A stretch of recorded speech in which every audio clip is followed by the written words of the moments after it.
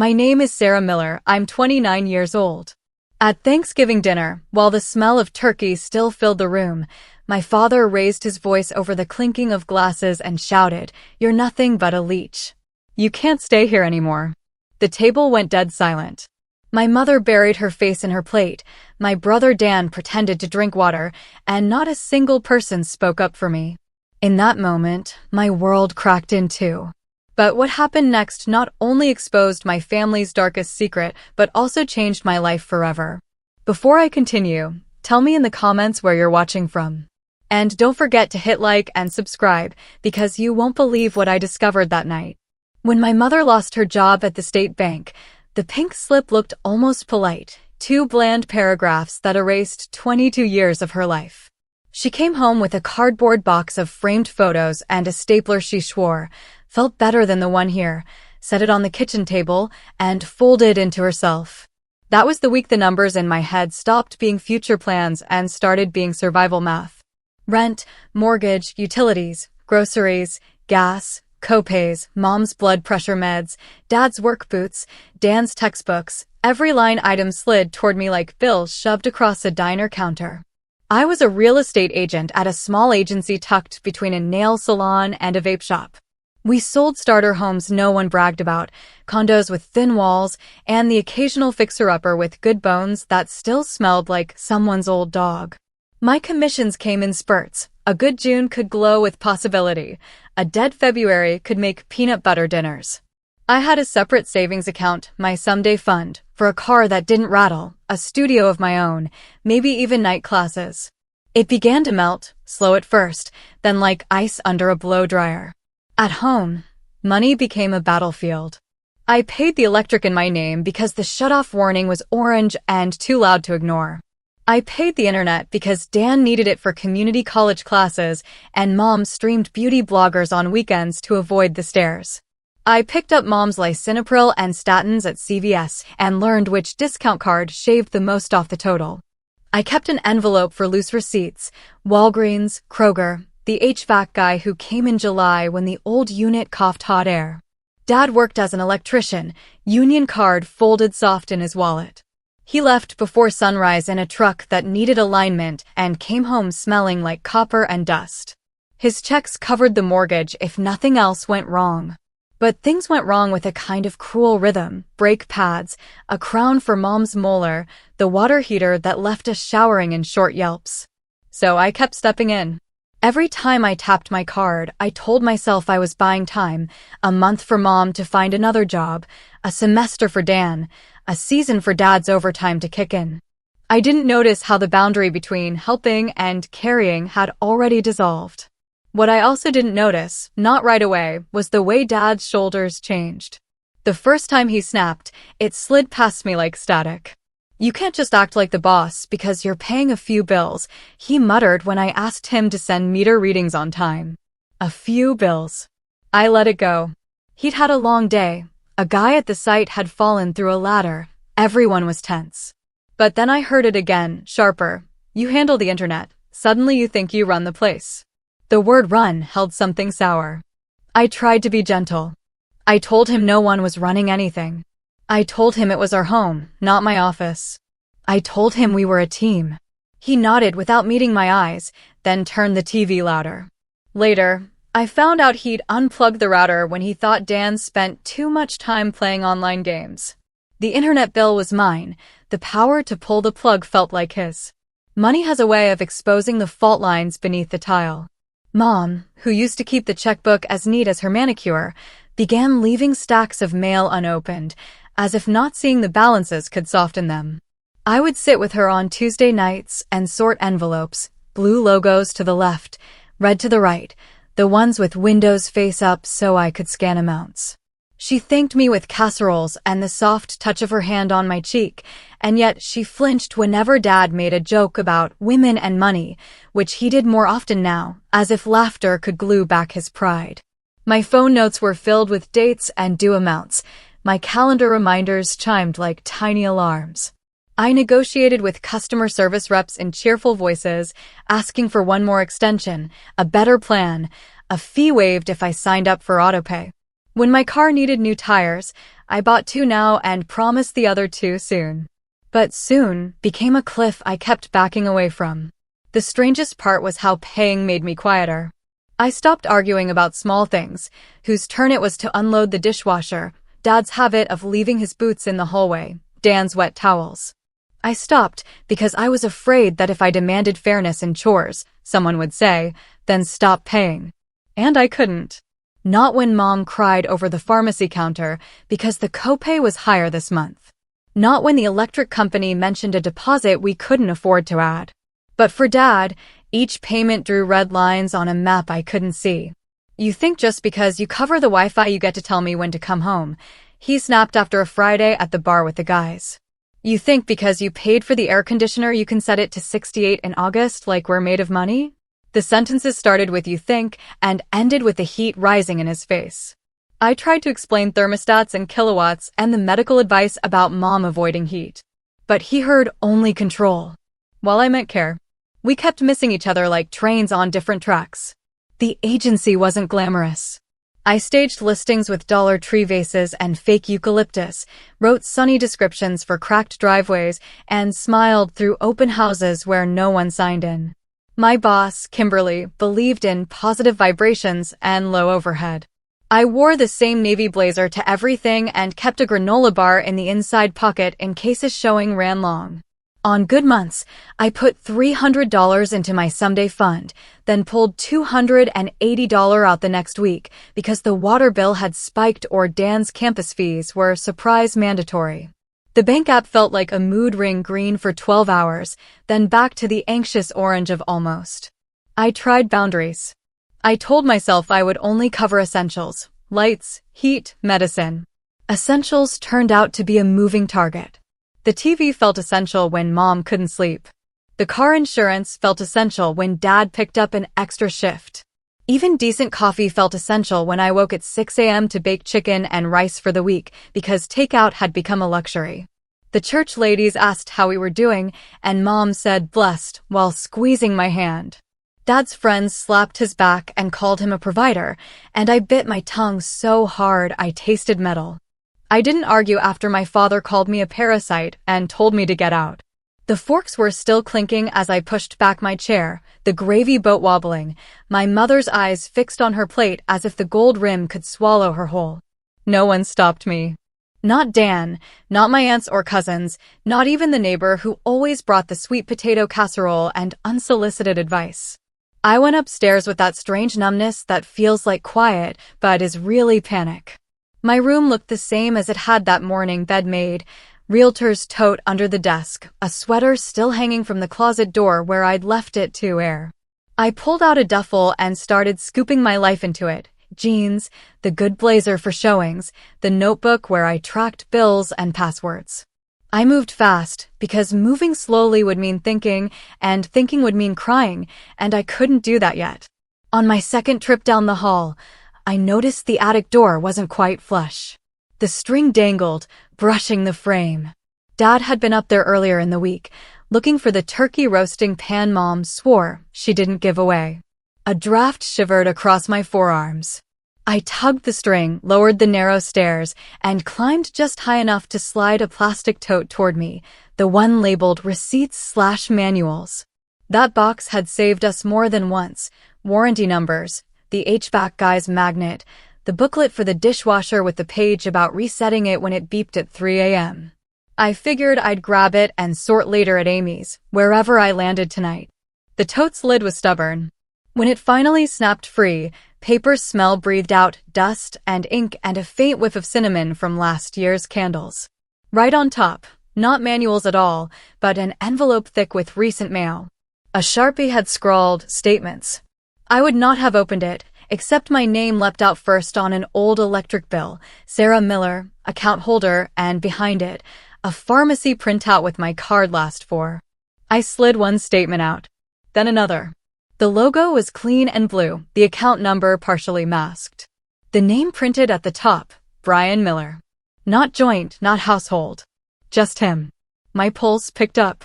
I scanned the table of transactions, expecting to see a checking account with automatic withdrawals, gas, groceries, mortgage. Instead, under credits, a neat column of deposits, one each month like clockwork. $4,000, $5,000, $7,000. Amounts that made my throat go tight. The debit side was almost empty. Small bank fees.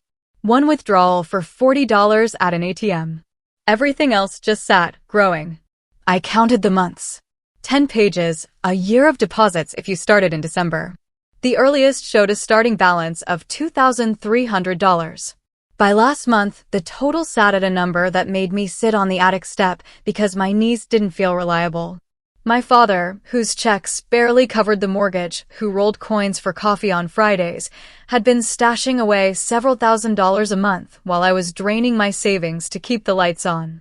I thought about my own bank app, the way my someday fund slid from $11,000 to $7,400 to $3,100, and then, after the new tires and mom's emergency dentist visit, down to $800. I thought about the day when Dad complaining that mom's medicines are expensive, that I liked the fancy yogurt, that Dan's textbooks were a scam. And all the while, this account had been quietly fattening in a bank I'd never even heard him mention. I spread the statements across the attic floor like a strange card game, my breath leaving little clouds in the cold. Each month had a pattern. Around the third or fourth, a deposit titled INT transfer or cash DP. Once it said check DP $7,000, and I tried to remember what had happened that month. Had I closed a sale? Paid off the lingering water bill? Bought the air conditioner that kept Mom from getting dizzy in July? I could see in my head the line graph of my life dropping as the line graph of his rose, steady as a heartbeat. The deeper I went into the envelope, the more careful the paper looked. Banker's bond, heavier stock. Tucked between statements, I found a glossy brochure, charcoal gray with chrome accents. A car company. Not the practical brand we'd always driven, but a luxury logo that floated above garages with marble floors. The pages were thick, each spread showing a machine that looked more like a statement than transportation. Someone had circled options with a ballpoint pen. There, in the margin, my father's handwriting, down payment, $6,000. On the page with the metallic paint swatches, delivery after Thanksgiving. Then I flipped the brochure over and saw the dealership's business card stapled to the back, a name I recognized only in commercials during the evening news. My stomach lurched the way it does when the elevator drops too fast. The attic felt smaller. The quiet in the house began to sound like a hiding place, not a home. Downstairs, a chair scraped. Someone laughed too loudly.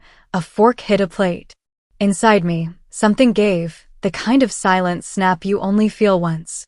Because I understood, suddenly and completely, it wasn't that my father couldn't pay. It was that he chose not to. Not for medicine. Not for the internet he unplugged in principle. He had chosen to pay himself first, to grow a secret safety net soft enough to park a luxury car on. I wanted to believe there was another explanation. Maybe the account was a retirement cushion. Maybe the deposits were a loan from a friend he planned to repay. Maybe the brochure was just a fantasy. But the notes weren't fantasy. Down payment, $6,000. Delivery after Thanksgiving. A schedule that fit neatly with him shouting me out the door, the way some people clear space in a garage before a delivery truck pulls up. I gathered the statements in order, hands shaking, and slid them back into the envelope, but I couldn't force myself to put the brochure away. I read the features as if they belonged to another planet. Ventilated seats, driver assist packages, 19-speaker audio, panoramic roof.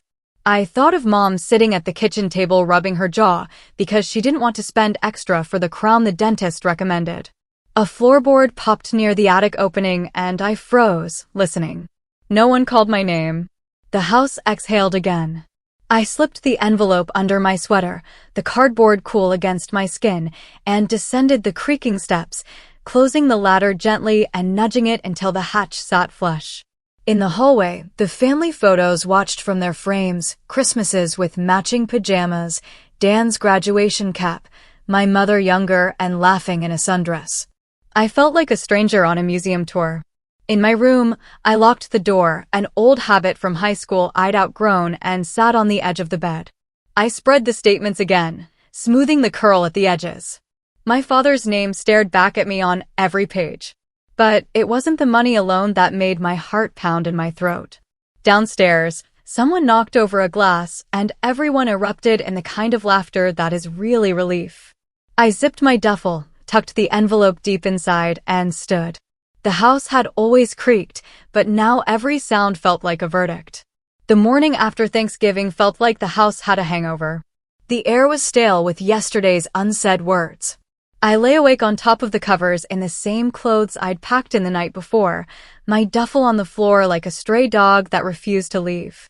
Sunlight came in thin, weak lines through the blinds.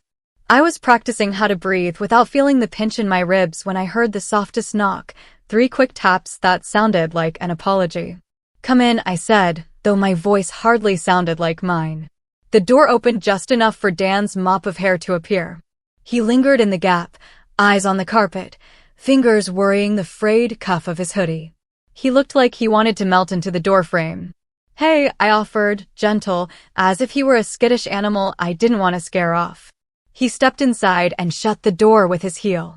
For a second I thought he might hug me. Instead, he perched on the edge of the desk chair and stared at the shoelace he'd pulled from his sweatshirt pocket like it was suddenly the most interesting string on earth.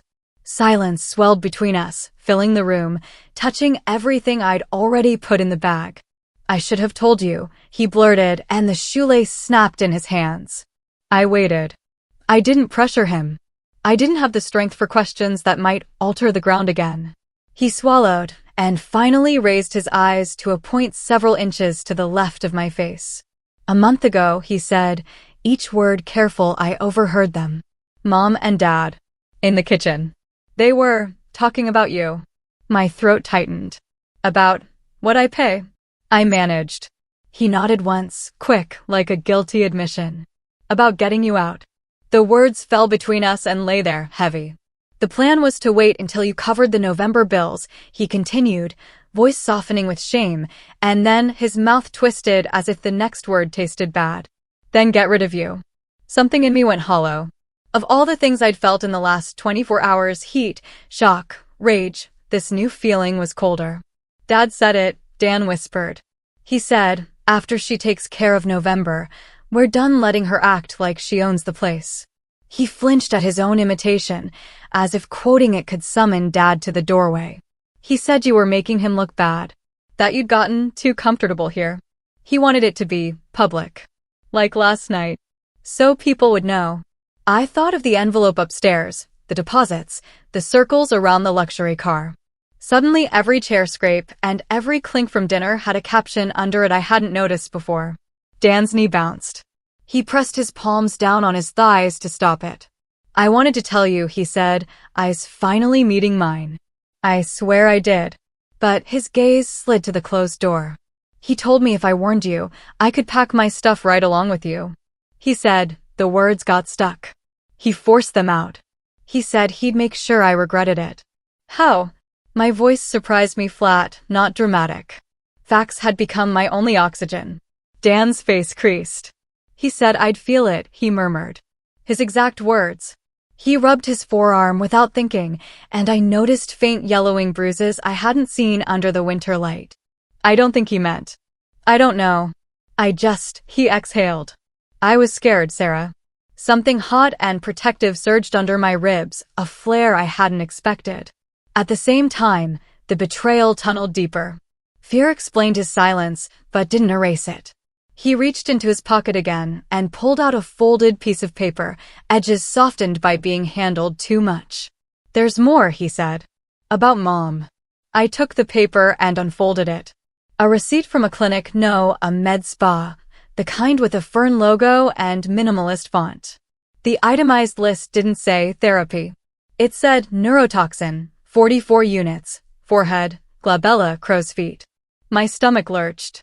The date matched one of the afternoons I'd covered her copay and groceries in the same sweep, thinking I was cushioning a hard week. Dan read my face and hurried on, tripping over the words. "I didn't want to believe it at first," he said. "She kept saying therapy, and she did go to a couple of real appointments after the bank job ended, but," he gestured at the receipt. This is what most of it was. She told me not to tell you because you'd make a scene. With my money? I asked, and the room tilted a little, then righted itself. Botox. With my money. My mind replayed the small, ordinary moments, Mom touching the space between her brows while I stirred soup, me offering to drive her to therapy and being told, kindly, that she'd take a ride share because it was closer to the grocery store. I tasted the metallic edge of humiliation again, but behind it was a harder thing, the realization that my tenderness had been filed under cosmetic maintenance. I'm sorry, Dan said, voice breaking in the middle. I should have told you sooner. He said if I said anything, I'd be out. He told me to keep my head down, to let the plan work. And he looked suddenly younger, like the boy who used to bring me crooked paper flowers from art class. I was a coward. I sank onto the edge of the bed. The blanket felt grainy under my palms. You were scared, I said after a beat. That's not the same thing. Dan shook his head. It felt the same. He swallowed. I heard more than once. It wasn't an accident. The expulsion, they used that word. Like you were mold to scrub away. He winced at his own metaphor. Mom said it would reset the family. Dad said it would teach you. They wanted to wait until you paid the big ones, the electric, the insurance. He didn't want to get stuck with anything because of your drama. The phrase echoed, reset the family. My jaw tightened. A reset that arrived on 4 wheels. I know you found something, Dan added quietly, as if he could hear the brochure in my head. Last night, when you went upstairs and didn't come down for a while. I heard the attic. I saw your face when you came back.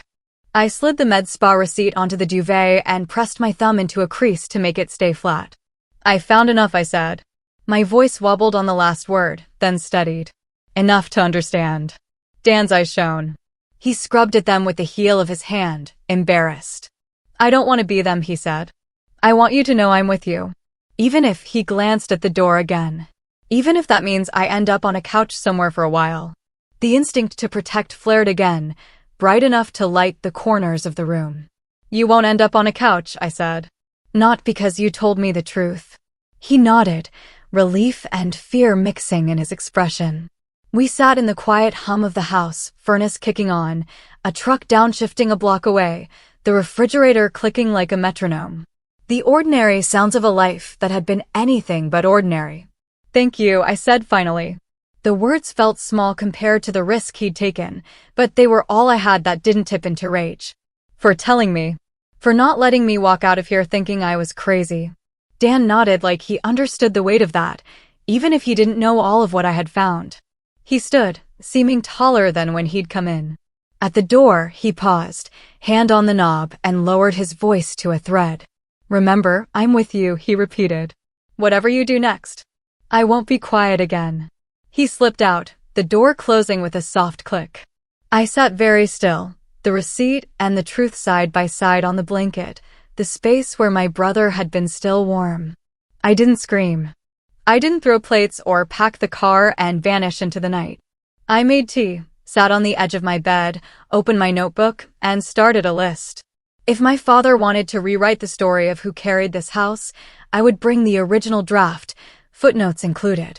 First, the obvious ones. I pulled the shoebox from under my bed, the one stuffed with receipts I kept for taxes and never had time to organize. I spread them out in tidy rows on the floor, Walgreens, Kroger, the HVAC company, the electrician who installed the new breaker when the microwave kept tripping the kitchen. I found the big one quickly, the air conditioner invoice from July, when the heat index made Mom dizzy and I'd swiped my card without blinking. Brand, model, serial number, install date, warranty, every line with my name and the last 4 digits of my card. Next, the living room TV. I remembered the day the old one died in a puff of static during a Bengals game. Dad called it fate, I called it a deal I'd found online. The receipt showed the exact model, the extended warranty I had added, and the delivery confirmation signed by me because Dad was at work. I took a photo of the corner where his recliner faced that screen and added the invoice number to my list. Then Dan's laptop. I'd bought it last spring after he tried to write a paper on a borrowed brick with a broken hinge. The store emailed the receipt, but I kept the shipping slip in my notebook. It fit snugly in the pocket where I kept business cards. I printed the email and stapled it to the slip. Utility bills were easy. They were all in my name now. The past balances carried my address like a quiet confession. Electric, gas, internet, city water. I logged into each account, downloaded a full year of statements, and printed them on the clunky black and white printer in the den, feeding the paper carefully so it wouldn't jam. Of course, I didn't forget the envelope from the attic. I took photos of every page of Dad's bank statements, careful to capture the headers and the neat monthly deposits. I photographed the car brochure, too, the circled options and the notes in his hand, down payment, $6,000. And delivery after Thanksgiving. I didn't alter anything. I just dated each image file and dropped them into a separate folder. The more I organized, the calmer I became. Method gave me a kind of oxygen outrage never could. I slid the med spa receipt Dan had shown me into a plastic sleeve and placed it next to the insurance statements where therapy copays lived. Then I called the non-emergency police line and asked about filing a report for financial coercion and domestic threats. I gave no names yet, just scenarios, dates, what documentation would be useful. The officer's voice was even procedural. She told me to gather statements, to preserve texts, to avoid confrontation. She said 2 officers could accompany me if I anticipated a volatile situation while retrieving property or serving notice of canceled payments. I asked for her badge number and wrote it in the corner of my timeline. Then I emailed myself everything, the scans, the photos, the spreadsheet, and shared the folder with a new address I created for this purpose only, in case anything happened to my phone or the home computer. I set a passcode no one could guess. I wrote down the login on a card and tucked it in my wallet behind my driver's license. I told exactly one person, Amy, my friend from college. I didn't give her the whole story. I didn't need pity.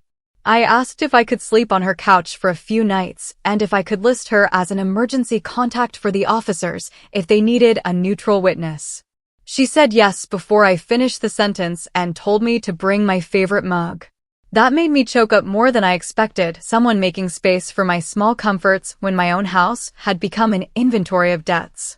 When the binder was full, I made a second one, duplicates of the most important pieces, so if one went missing, the story wouldn't. I slipped both into my duffel, then pulled one back out and set it on the desk, right where Dad liked to drop his keys. I imagined the moment he'd see the spine and read my name on it. Not a scream. Not a plea. A ledger. At 10 to 4 I pulled into the driveway, the one with the hairline crack I'd scheduled to fix next spring. Dad stood near the window, arms crossed, jaw set like a locked door. Voices filtered from the kitchen, my aunt's sharp whisper, the clink of ice in a glass, my mother practicing concern in the mirror over the sink. Dan kept to the shadow of the hallway, eyes flicking to me and then away. But I didn't come alone. 2 uniformed officers walked in with me, Officer Grant, who had returned my call, and her partner, Officer Lee. Their presence was ordinary and astonishing at once. They were calm, professional, and very visible.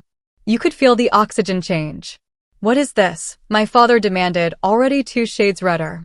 "We didn't call the police." "I did," I said, and my voice didn't shake. "They're here as a courtesy and for documentation." My mother fluttered toward them with a smile she uses for charity galas. "There's no need for dramatics," she said brightly. "We're just having a family Thanksgiving." Officer Grant nodded once. "We're here to keep the talk safe, ma'am. We'll observe quietly unless we're needed."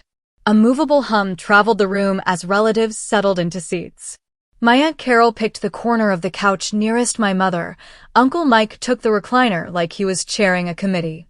2 cousins slid onto the rug with paper plates, already whispering. The neighbor planted herself at the edge of the coffee table, ready to stir the pot if it cooled. Dad cleared his throat. "So, if you really want to know, Sarah's been difficult. Disrespectful. She's decided she runs the house. We're concerned." "Correct," my mother added quickly, eyes cutting to the officers and then back to me. "We love her, of course, but she's been irresponsible with money and boundaries." I set my folder on the coffee table like a chess piece and opened it. Paper has a sound when it matters. It's a kind of hush. Inside were 2 stacks. On the left, copies of the bills and receipts I'd organized. On the right, the bank statements and the glossy brochure with the circles and the notes. I placed the left stack in front of me and the right stack a deliberate inch farther out. I prepared an agenda, I said, because if they wanted a family Thanksgiving, they would get one. At first, who has been paying for this home's essentials for the past year? I lifted the first document. December electric. Account holder, Sarah Miller. Paid by, Sarah Miller. I set it down. January gas. Down it went. Internet, insurance, water, pharmacy, HVAC. I laid them out like tiles, month by month, a path anyone could follow. The room adjusted itself, inch by inch. Chairs creaked. Someone's fork paused midair. Aunt Carol leaned forward enough that her perfume hit me in a wave. My father tried to speak and swallowed the sound instead. I kept going methodical, the way I'd promised myself. Mom's crown at Dr. Thompson's office, $220 balance after insurance, paid. Automobile insurance, rate adjustment negotiated by me, effective date circled. Living room television, my card, delivery signed by me. Dan's laptop, email receipt printed, serial number highlighted. I turned pages, slid photos of deliveries across the table, pointed to my name, my card. I didn't even raise my voice. My cousin Claire, who had been avoiding my eyes since she arrived, finally found her voice. It came out so soft it scraped. Wait. She paid for all of this. Heads turned toward her, then toward the paper. You could feel the math land on people who hadn't done it themselves. My neighbor's mouth opened and then closed again without a comment. Uncle Mike shifted in the recliner like he'd sat on a tack. My mother smiled tight brittle. Yes, I said. I did. Quietly. Consistently. I met each gaze as if we were signing a contract. And this is the last time. I've canceled all automatic payments. Internet, electricity, insurance. Now it's your problem. The sentence traveled the room like a fuse. I watched it catch. My mother's smile faltered first. You can't just cancel, she began. No, I can. I cut off and slid copies of the cancellation confirmations across the table, timed, politely worded emails, and a list of reference numbers written in my notebook for the calls that required a human. Effective immediately. Dad barked a laugh that didn't sound like a laugh. You think you can hold us hostage? With paperwork. He reached for a page, then withdrew his hand as if it might burn him. Officer Leech shifted his stance, not threatening, just present. Officer Grant's pen moved once across her pad. The room noticed. This isn't about hostage-taking, I said, keeping my voice even. It's about accuracy. You want to continue discussing my irresponsible behavior? I let that settle, and then I placed the right-hand stack in the center of the table. Secondly, I continued and uncovered the first bank statement with my father's name at the top. Color drained from my mother's face so quickly I thought she might faint. Dad's eyes flicked to the officers, then to the page, then to me. Where did you get that? He demanded. The attic, I said. You left an envelope labeled statements. I slid the top page toward him, the neat column of monthly deposits lined up. Every month. 4,000. 5,000. 7,000. Aunt Carol grabbed a pair of reading glasses from her purse and peered in. Brian, she murmured, that's quite a cushion. My father's mouth opened, then shut. A man is allowed to save, he said, trying for righteous, landing on raw. He is, I agreed. But he is not allowed to call his daughter a parasite for paying for his home while he saves for. I placed the brochure last, with its circles and notes, the ink pressed so hard it left impressions. This. The room inhaled. Even the TV seemed to turn down on its own. People leaned in to read Dad's handwriting without meaning to. Down payment, $6,000. Delivery after Thanksgiving. Brian, Uncle Mike said slowly, but you told us you were strapped. Dad stared at the brochure like it might sprout legs and run. This is private, he stated. This is none of your concern. It became our concern, Officer Grant said, her voice mild but firm, when public accusations were made at a family gathering and threats were issued about forcing someone out of a home where they have been a primary payer. She glanced at her notes. We're here to keep things civil and to document the financial coercion allegations, Ms. Miller reported. We'll be filing an incident report. No one is under arrest right now. But this is no longer private. My mother reached for my father's sleeve and missed. I turned a page in my binder. On Thanksgiving, I said, in front of these witnesses, you called me a parasite and told me to get out. A month prior, you discussed my expulsion once I paid the November bills. Yesterday, Dan confirmed you threatened anyone who warned me. I didn't gesture toward my brother. I wouldn't make him the target. Today, we have documentation. That's all this is. Claire swallowed, eyes bright. So, what happens now? What happens now? I repeated, I'm here to make it clear that the daughter you called irresponsible has been the one keeping this house running, while money was siphoned into a secret account and cosmetic appointments were labeled therapy. I didn't lift the med spa receipt. I didn't need to. My mother's hand flew instinctively to the smooth between her brows. Dad found his anger and tried it on like an old jacket. Get out. Now, he said, pointing at the door, forgetting for a moment the officers in the doorway. Get out of my house with your paperwork circus. Officer Lee moved a half-step forward. Sir, he said evenly, we'll be happy to accompany Ms. Miller when she leaves. Before that, we're going to finish our documentation. You're free to make statements. Or you can remain silent. But you will not threaten or remove anyone while we are present. I nodded to the officers in thanks and closed the binder with a soft click. I'll be moving my things, I said, not looking at my father. I tapped the smaller stack I'd prepared, duplicates of the key pages, clipped by month. Aunt Carol, Uncle Mike, Claire, take what you need. Read before you text. My mother's voice, small now, Sarah, you're making this ugly. I met her eyes. It was always ugly, I said quietly. But now, I'm just turning on the light. For a suspended moment, no one moved. Candles burned. The TV murmured to itself.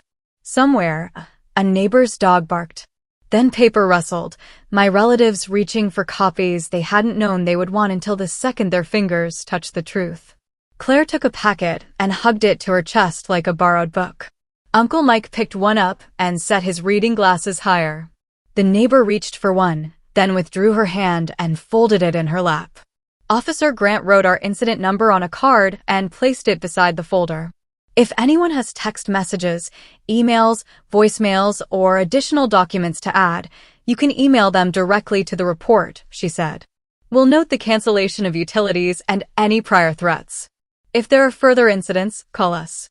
Dad stared at the card like it might bite. Mom pressed a napkin to the corner of her eye without smudging a thing. I rose, lifted my folder, and slid it under my arm. Thanksgiving is over, I said, because I couldn't resist. Thank you for your time. As I turned toward the hallway to start taking my life off hangers, I felt the shape of the surprise settle into place exactly as I'd designed it. I moved in with Amy on a rainy Tuesday, the kind of rain that makes a city look like it's rinsing itself clean. Her one bedroom smelled like coffee and vanilla, a soft refuge after months of living like a ledger. She'd cleared a corner of the living room for my duffel, set out a set of towels like we were on vacation, and handed me a spare key on a bright red lanyard. Bathroom shelf is yours, she said, and the top drawer by the couch. Your favorite mugs by the kettle. For 48 hours my phone pulsed like a warning light. First came the pleading, my mother's calls, then texts in multi-layered guilt, come back, let's talk like adults. You know your father didn't mean it. The officers made everything bigger than it is. Please withdraw that report. My father tried a softer voice than I'd heard in years, a steady, rehearsed calm. We are a family and families don't involve police. When I didn't respond, the tone shifted. This is your last chance to fix what you broke. A minute later, if you don't come home by tonight, don't bother coming back at all. I saved every voicemail, screenshot every message, and sent them to the incident email the officers had provided. I answered none of them. I wrote 3 sentences to both parents and kept them in my drafts like a life jacket. All communication must be in writing. I am safe. Do not contact my workplace or my friend's address. I never sent them. Silence did the job better. Even Amy noticed the difference in me. My shoulders stopped creeping toward my ears, my jaw unclenched, my lungs remembered how to fill all the way. On Thursday, I took my folder to a co-working space and used the printer in the corner to make one more set of copies. Then I walked to a bank branch, not ours, and asked the greeter how to file an anonymous tip about suspicious account activity. She pointed me to a kiosk with a phone and a small, precise placard, Fraud and Compliance Hotline. I talked to a woman whose calm made me feel like I was depositing something solid. I gave dates, amounts, patterns. I described the monthly cash-like deposits inconsistent with the income my father always described. I mentioned the hidden account and the pending luxury purchase. I left my name off, as she said I could, and gave them the incident number from the police, because facts should hold hands when they walk. The begging returned for a few more days, but it arrived frayed. My father's messages began to mix righteousness with threats. You think you're smart. You'll see what happens when the lights go out. You owe this family. My mother wrote, I didn't know about the car, not really, and then, you were making us look like monsters, and then, please, for my nerves, withdraw the report. When I didn't, the silence from their end finally arrived, deep and strange as snowfall. Amy and I created a small routine. We grocery shopped together after work, splitting a rotisserie chicken and bagged salad like we were 20 again. At night, we watched low-stakes baking shows, and I let the warmth of someone else's normal seep into me. On Saturdays, she painted her nails at the coffee table while I organized job leads and paid my own, blessedly simple bills. The first time I paid rent to her on Venmo, she sent me a string of emojis and a note, best roommate ever. I laughed. It felt like the first clean laugh in months. News trickled back to me the way family news always does, in pieces with fingerprints on them. Claire texted a screenshot of a message my father had posted in the extended family group chat about disrespect and private matters, followed by a second, quieter text just to me, you did the right thing. I'm sorry I stayed quiet so long. Aunt Carol called Amy's number, the only one she had, and said, in the code older women use when they're afraid of the fallout, that certain accounts at a certain bank were under review for irregularities. Uncle Mike bumped into Dan at the hardware store and learned the cable had been shut off, then the internet, then, briefly, the power for non-payment. Your dad told the clerk the companies were glitching, Uncle Mike said dryly. 2 weeks in, Dan sent a photo of an official-looking envelope on the kitchen table. The return address was the State Revenue Department. They said it's routine, he wrote, adding a grim emoji I'd never seen him use.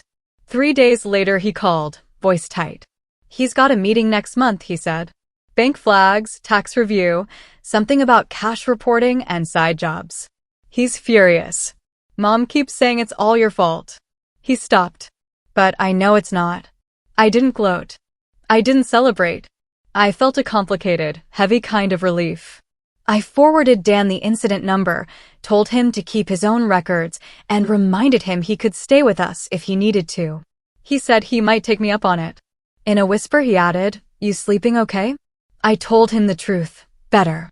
I blocked my parents' numbers the day a message arrived that included the words teach you and you'll regret. I sent the screenshots to the report and saved them to my drive. Amy insisted we buy a cheap doorbell camera and helped me install it at the apartment. I closed my social media and reopened it on a new account with 3 friends and 0 family. I changed my email password to something long and strange. Each small action felt like laying a brick. The family split like a log under a steady wedge. Some sided with my parents, citing duty and loyalty as if loyalty were a check I'd bounced. Others went quiet and watched. A few reached for me with awkward, necessary hands. In the middle of it, I kept doing the next right thing, sending updated documents to the officers, keeping a journal of contacts, paying Amy rent on the first of the month, going to work, breathing with both lungs. One afternoon, I walked past a dealership and saw the car from the brochure on the showroom floor, all chrome and promise. I stopped for a second, not to imagine my father behind the wheel, but to study the paint up close, how it reflected everything around it without keeping any of it. The breakup from my family wasn't clean. There were mornings I woke certain I'd made a mistake, and nights the old guilt tapped at the window like rain. Because I didn't prove anything to my father. People convinced they are right don't read binders. I only proved something to myself. I could walk away from a system that ran on me and still called me a burden. A year passed, and the map of my life looks different now. I live on the east side of Austin, in a small one-bedroom with a skinny balcony that catches the morning sun just right. When I signed the lease, my hand shook, not from fear, but from the novelty of choosing something purely for myself. No one asked why I picked this neighborhood. No one made a face about the price. I handed over the deposit made from my own paychecks, took the keys, and felt a quiet click inside me, like a lock turning the right way for once. Amy helped me tape the baseboards while I picked a soft, stubborn color for the living room, sage with a little gray. The walls drank it up. I painted in old sweats, music low, windows open to let in the sound of distant traffic and a nearby dog that barked at nothing in particular. Each stroke felt like proof. This is mine. That first night, we ate grocery store sushi on the floor and admired how the light made the paint look calmer than the world. After she left, I sat cross-legged in the empty room, stared at the fresh wall, and didn't brace for anyone to tell me I'd done it wrong. I found a couch on Facebook Marketplace that needed new legs and a good vacuum. I picked a round dining table just big enough for four, a lamp with a heavy marble base that refuses to tip, and a second-hand rug that looks like a sunset, warm and soft under bare feet. Nothing matches exactly, which is exactly what I like. I bought a small bookshelf and filled it slowly, add a single framed photo of Dan and me on a lake from before things cracked. By day, I work at a marketing agency downtown. It's not glamorous, but it's honest work that ends when it's supposed to. I write copy for local businesses with names like Two Pines Coffee and Good Dog Grooming. I make calendars and launch emails and sit in meetings where people bring their dogs on Fridays. Payday hits and rent gets paid without a tremor in my chest. The agency's health plan isn't fancy, but I made my own dentist appointment without asking anyone for a card, and the receptionist said, "That's on us," and meant the insurance, not the unspoken debt I used to live under. My bills arrive with my name on them in a font that no longer feels accusatory. Rent on the 1st. Electricity mid-month, auto-drafted from the checking account on purpose. Internet that doesn't flicker when someone is angry. I pay them and move on with my day. Each confirmation email is a small bright bell. Every line item, trash pickup, renter's insurance, the streaming service I split with Amy reminds me I can take care of my life without a committee deciding whether I deserve it. I woke up before the sun and brined the bird like the recipe said, the tiny Austin kitchen smelling of rosemary, orange peel, and something I finally recognized as peace. By 3, the round table was dressed in its best, a thrifted linen cloth for mismatched plates that somehow made sense together, a grocery store bouquet rearranged in a mason jar. Amy arrived first with sweet potato mash under a foil tent and a silly pilgrim hat for me that I refused to wear until she made me laugh hard enough to give in. 2 coworkers came with sparkling water and pecan pie. And then there was Dan, taller, leaner, older in the ways that matter, carrying a bag of rolls and a quiet pride I recognized because I finally carried it too. He set the bag down and looked around. "You did this," he said softly, more observation than praise. "We did," I said, and it felt like a blessing. When the timer finally sang, I pulled the turkey from the oven, the skin crisp and blistered and beautiful, and set it down like a small miracle in the middle of everything I'd built. The room went quiet for a beat, everyone admiring, and the silence was the right kind this time, the kind that comes before gratitude, not before a blow. I laughed, surprising myself with how easy it came out. "A year ago," I said, gripping the carving knife, "they called me a parasite. And now I have my own home and my own wonderful life." I wasn't bitter. I was stating a fact, the way you might note the weather, or the way the light hits a certain hour just right. The table exhaled as if I had sliced through something heavier than meat. We took our places, and gave the best pieces to whoever reached last. Dan told us about his classes, an accounting course he loved, a professor who noticed when he stayed late, the way he could feel his mind building shelves to hold information. He had moved out of our parents' house in the spring, quietly, into a small dorm where the lights are paid for by fees you can see on paper. He works weekends at a bike shop, and the manager likes him. No one asked about my parents until the pie came out, as if dessert was the place where heavy subjects belong. I told the truth simply, the way you tell someone how you learn to change a tire. They lost the house, I said. 3 months ago. Missed payments, then a scramble, then the sign on the lawn. They moved into a rental across town that costs more than it should and gives less than it promises. And the family? My coworker Sasha asked gently. The ones who cared about the truth still call me, I said. The ones who cared about the performance look away in the grocery aisle. Respect left with the mortgage payment. You can't scream parasite over a daughter's name on the bills and expect the neighbors to forget. Their masks slipped. People saw. Dan poked at his pie with a fork, thoughtful. Dad's been different, he said carefully. The bank thing, more letters, more meetings. The tax people asked hard questions and didn't accept small answers. He keeps saying it's all a misunderstanding. His voice didn't hold the old tremble, it held distance. Growth.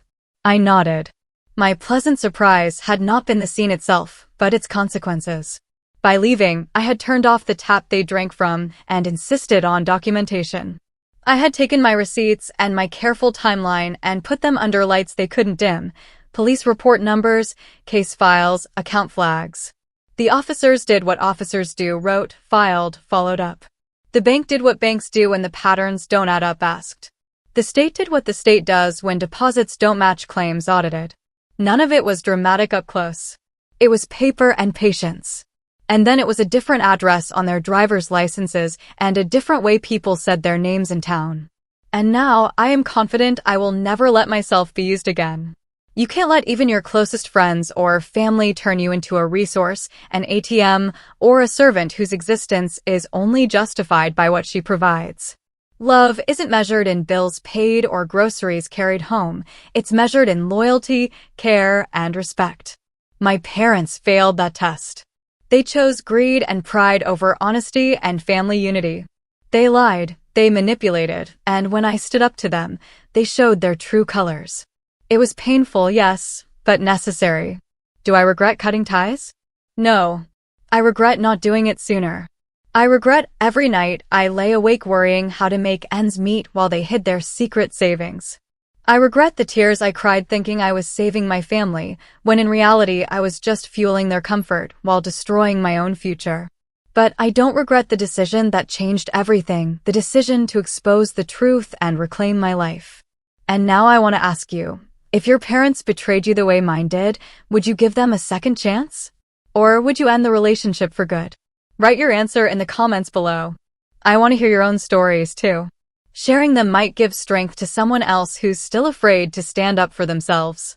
And don't forget to hit like and subscribe buttons, because sometimes the people who call themselves family are the ones you need to break free from first.